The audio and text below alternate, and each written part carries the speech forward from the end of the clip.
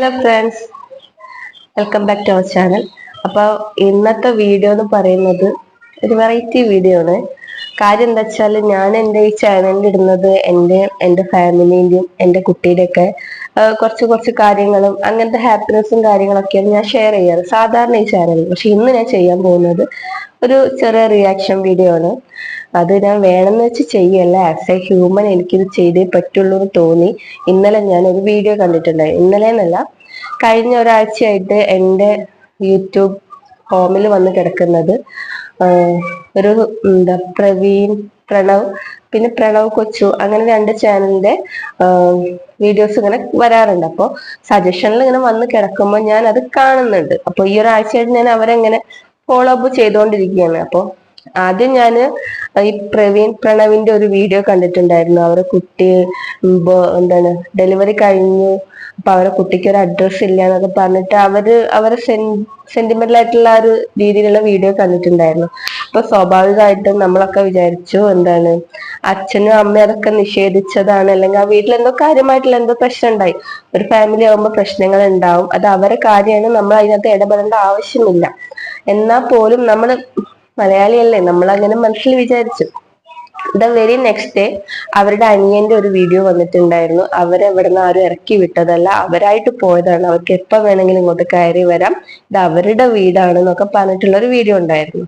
അപ്പൊ അത് കണ്ടപ്പോ ഞാൻ ഈ പ്രണവ് കൊച്ചു എന്നുള്ള ചാനലിലാണ് ആ വീഡിയോ കണ്ടിട്ടുള്ളത്. ഞാൻ അത് സബ്സ്ക്രൈബ് ചെയ്തു. അവരുടെ ഭാഗത്താണ് ഞാൻ എന്ന് എനിക്ക് തോന്നി. അതായത് ഇപ്പോഴത്തെ ഒരു ജനറേഷന്റെ ആ ഒരു ചോരത്തിളപ്പുകൊണ്ട് ഈ ഭാര്യയും ഭർത്താവും കൂടി ഇറങ്ങിപ്പോയതാണ്, അങ്ങനെയൊക്കെ ഞാൻ വിചാരിച്ചു. അങ്ങനെ ഇന്നലെ ഞാനൊരു വീഡിയോ കണ്ടു, ഒരു അൺമാസ്കിംഗ് ആയിട്ടുള്ള, അതായത് പ്രവീണും വൈഫും കൂടി ചെയ്തൊരു വീഡിയോ. അപ്പൊ അതിനകത്ത് അവരാ വീട് വിട്ടിറങ്ങാനുള്ള കാരണങ്ങളും കാര്യങ്ങളും നമുക്ക് തെളിവ് സഹിതം കാണിച്ചു തരുന്നുണ്ട്. അപ്പൊ അത് കണ്ടപ്പോ എനിക്ക് തോന്നിയ ഒരു റിയാക്ഷൻ വീഡിയോ ചെയ്യണം. ഈ റിയാക്ഷൻ വീഡിയോ ഈ വീഡിയോ കണ്ട എല്ലാവരും ചെയ്യണം എന്നാണ് ഞാൻ പറയുന്നത്. കാരണം ശരിക്കും ഇത് നിയമപരമായിട്ട് കാര്യങ്ങൾ മുന്നോട്ട് പോകേണ്ട ഒരു കേസാണ്. അവരത് ഹൈഡ് ചെയ്ത് വെച്ചത് അവർ ഫാമിലിനെ ആലോചിച്ചിട്ടായിരിക്കും. ഇനി വല്ല വനിതാ സെല്ലും കാര്യങ്ങളൊക്കെ കണ്ടിട്ട് സ്വമേധയാ കേസെടുക്കട്ടെ എന്നാണ് എൻ്റെ മനസ്സിൽ ഇപ്പൊ പോലുള്ളത്. എൻ്റെ ചാനലിൽ അങ്ങനത്തെ വീഡിയോസ് ഒന്നും ഇതുവരെ ഇട്ടിട്ടില്ല.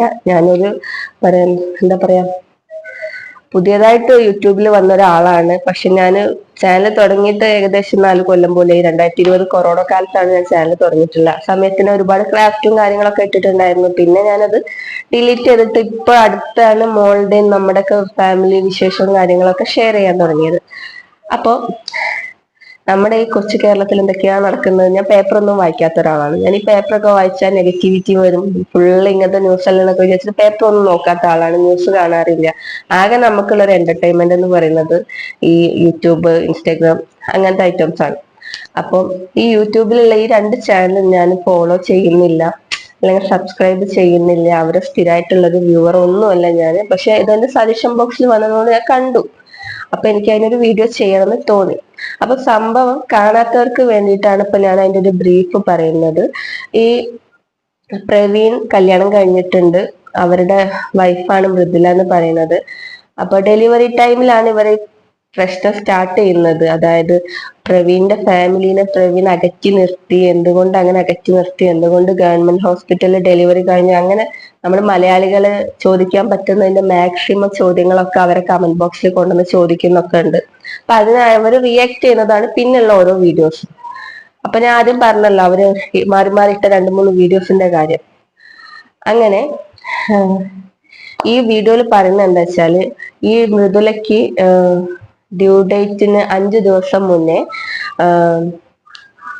ഇവരെ വീട്ടിലൊരു പ്രശ്നം ഉണ്ടായി. അപ്പൊ ഇവരെ വീട്ടിൽ ഓൾറെഡി എന്തെല്ലാം പ്രശ്നങ്ങളുണ്ട്, വീടാവുമ്പോൾ പ്രശ്നങ്ങൾ ഉണ്ടാവും, നമുക്കറിയാം. നമ്മളും കല്യാണം കഴിഞ്ഞ് വന്ന ആൾക്കാരൊക്കെ തന്നെയാണ്. അപ്പൊ ചെറിയ ചെറിയ അസ്വാരസ്യങ്ങളും കാര്യങ്ങളൊക്കെ ഉണ്ടാവും.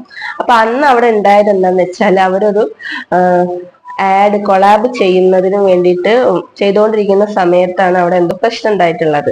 അപ്പൊ ഈ പ്രവീണിനെ അച്ഛനും അനിയനും കൂടി പിടിച്ചു വെച്ച് അടിച്ചു. തടയാൻ ചെന്ന മൃദുലയ്ക്കും അടി കിട്ടിയത്. അടി എന്നല്ല, അവർ പറയുന്നത് അവരെ 9 month ആയിട്ട് ഡ്യൂ ഡേറ്റിന് 5 days ബാക്കിയുള്ളൂ. ആ സമയത്ത് അവരെ വയറിനാണ് അടി ചവിട്ട് കിട്ടിയിട്ടുള്ളത്. ചവിട്ട് കിട്ടിയിട്ട് അവർ കിടന്ന സമയത്ത് അവരാരും ഹെൽപ്പ് ചെയ്തില്ല എന്ന് മാത്രമല്ല, അവരെ നന്നായിട്ട് അസഭ്യം പറഞ്ഞു, അങ്ങനെയൊക്കെ പറഞ്ഞിട്ട് കരഞ്ഞാണ്ട് തെളിവ് സഹിതമായിട്ടോ അവർ ആ വീഡിയോ ഇട്ടിട്ടുള്ളത്. പക്ഷെ അവര് നിയമപരമായിട്ട് പോയിട്ടില്ല. അവരത് പോവാഞ്ഞത് ആ ഫാമിലിനോട് അവർക്കുള്ള കൺസേൺ ആയിരിക്കാം. പക്ഷെ ഇത് ശരിക്കും നിയമപരമായിട്ട് പോകേണ്ട കേസാണ്.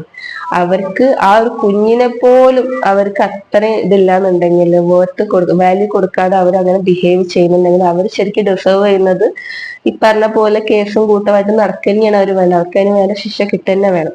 അപ്പൊ എന്നെ പോലെ എന്താ പറയാ, ഇത് ഒന്നും അറിയാതെ വന്നിട്ടല്ല ഞാൻ ഈ പറയുന്നത്. ഞാൻ 2-3 വീഡിയോസ് ഒക്കെ കണ്ടിട്ടാണ് ഈ പറയുന്നത്. ശരിക്കും ഇത് കേസായിട്ട് മുന്നോട്ട് പോകേണ്ട സംഭവമാണ്. പ്രവീണാണെങ്കിലും മൃദുലയാണെങ്കിലും അവർക്ക് ഓക്കെയാണ്. പക്ഷെ ആ കുഞ്ഞിന് അന്ന് ആ ചവിട്ടൊക്കെ കിട്ടിയിട്ട് ആ കുഞ്ഞിന് എന്തെങ്കിലും പറ്റി പോവുമായിരുന്നെങ്കിൽ കാലാകാലം തീരാത്തൊരു വേദനയായിട്ട് അത് അവിടെ കിടക്കും. അപ്പൊ ഞാനൊരു 2 വയസ്സുള്ള കുട്ടീന്റെ അമ്മയാണ്. അപ്പൊ നമ്മള് എന്താ പറയാ, പ്രഗ്നന്റ് ആവുമ്പോ തന്നെ നമ്മൾ അമ്മയാവുകയാണ്, അല്ലെങ്കിൽ അച്ഛനാവുകയാണ്. അപ്പൊ അങ്ങനെയുള്ളൊരു കുട്ടിക്ക് എന്തെങ്കിലും പറ്റുകയാണെങ്കിൽ എങ്ങനെ ഉണ്ടാവും എന്നുള്ളത് നമ്മൾ എപ്പോഴും ആലോചിക്കണം. അപ്പൊ ആ വീട്ടുകാർ അത് ആലോചിക്കാതെ അവരത്ര ബ്രൂട്ടലി ഇങ്ങനെ ചെയ്തിട്ടുണ്ടെങ്കിൽ അവർ അതിനുള്ള ശിക്ഷ അനുഭവിക്കേണ്ട സംഭവമാണ്. ഇത്രയും ഞാനത് പറയണമെന്ന് വിചാരിച്ചിട്ടല്ല, പക്ഷെ പറഞ്ഞു പോവുകയാണ്. ഇങ്ങനെയുള്ള കാര്യങ്ങൾ കേൾക്കുമ്പോൾ നമുക്കൊക്കെ ഒരു സങ്കടം. ഞാൻ പറഞ്ഞത് നെഗറ്റിവിറ്റി ഇഷ്ടപ്പെടാത്ത ഒരാളാണ്. എനിക്ക് ഇങ്ങനത്തെ കേൾക്കുമ്പോൾ ഭയങ്കര ഒരു സങ്കടവും കാര്യങ്ങളൊക്കെ വരും. അപ്പൊ നമ്മുടെ കേരളത്തിൽ ഇതുപോലെ ഒരുപാട് നടക്കുന്നുണ്ടായിരിക്കും. പക്ഷെ ഇവരതെന്ന് വെച്ചാൽ ഒരു സ്ട്രേഞ്ച് കേസാണ്. കാരണം ഇവരുടെ ചാനലിൽ കിടക്കുന്ന വീഡിയോസ് ഒക്കെ കാണുകയാണെങ്കിൽ ഇവരുടെ ഫാമിലിയിൽ ഇങ്ങനത്തെ ഒരു പ്രശ്നം ഉണ്ട് തന്നെ നമുക്ക് മനസ്സിലാവില്ല. ഇതിപ്പോ ഇവര് റിവീൽ ചെയ്തതുകൊണ്ട് മാത്രമാണ് നമുക്കത് മനസ്സിലാവുന്നത്, അല്ലെങ്കിൽ നമുക്കത് മനസ്സിലാവില്ല. അത്രയ്ക്ക് ഒത്തൊരുമുള്ള ഒരു ഫാമിലി ആയിട്ടാണ് കാണിക്കുന്നത്. ഇവരുടെ കൊച്ചു എന്ന് പറയുന്ന അനിയനും പ്രവീണും വൈഫുമായിട്ട് ചെയ്യുന്ന ഷോർട്സ് ഒക്കെ കാണുമ്പോൾ നല്ല രസമുണ്ട്, നല്ല ഹാപ്പിയാണ്. കാണുമ്പോൾ നമ്മുടെ മനസ്സിനൊരു സന്തോഷം വരും, ഓട്ടോമാറ്റിക്കലി ഒരു സന്തോഷം വരും, ഇങ്ങനെ ജീവിക്കുന്ന ആൾക്കാരുണ്ടല്ലോ എന്നുള്ളത്. പോരാത്തതിന് കേരളത്തിൽ ഒട്ടുമിക്ക പെൺകുട്ടികളും അതിന്റെ അടിയിൽ വന്നിരുന്ന കമന്റ് എന്താന്ന് വെച്ചാൽ, ഇങ്ങനത്തെ ഒരു ഫാമിലിയിലേക്ക് വേണം പോകാന്, മരുമകളായിട്ട് പോകാന്, ഇങ്ങനത്തെ ഒരു ഫാമിലിനെ കിട്ടുകയാണെങ്കിൽ നല്ലതാണ്, അങ്ങനെയൊക്കെ പറഞ്ഞിട്ടുള്ളത്. അവരൊക്കെ മാറ്റിയിട്ടുണ്ടാവും അത് തോന്നുന്നുണ്ട്. പക്ഷെങ്കിൽ എന്താ പറയാ, ശരിക്കല്ല, ഇതൊക്കെ ശരിക്കും എന്താ പറയാ, ഡൊമസ്റ്റിക് വയലൻസ് ആണ്. ഒരിക്കലും ചെയ്യാൻ പാടില്ലാത്ത കാര്യങ്ങളാണ്. എന്നെപ്പോലെ തന്നെ യൂട്യൂബിലുള്ള എല്ലാവരും ഇതിനെ പറ്റി റിയാക്ഷൻ വീഡിയോ ചെയ്തിട്ട് ഇത് മാക്സിമം പബ്ലിസിറ്റി ആക്കാന്നാണ് എനിക്ക് പറയാനുള്ളത്. കാരണം മാക്സിമം പബ്ലിസിറ്റി ആക്കിയാൽ ഇതിന് നടപടി, അങ്ങനെയുള്ള നടപടിയും കാര്യങ്ങളൊക്കെ വരും ഞാൻ വിശ്വസിക്കുന്നു. എനിക്കിതിനെ പറ്റി വലിയ ധാരണല്ലേ, എന്നാൽ അങ്ങനെ ഞാൻ വിശ്വസിക്കുന്നു. സ്വമേധയാ കേസ് എടുത്തിട്ട് നിയമപരമായിട്ട് മുന്നോട്ട് പോകാനൊക്കെ അതിന് കഴിയുമെന്ന് വിചാരിക്കുന്നു. അപ്പോൾ ശരി, ബൈ.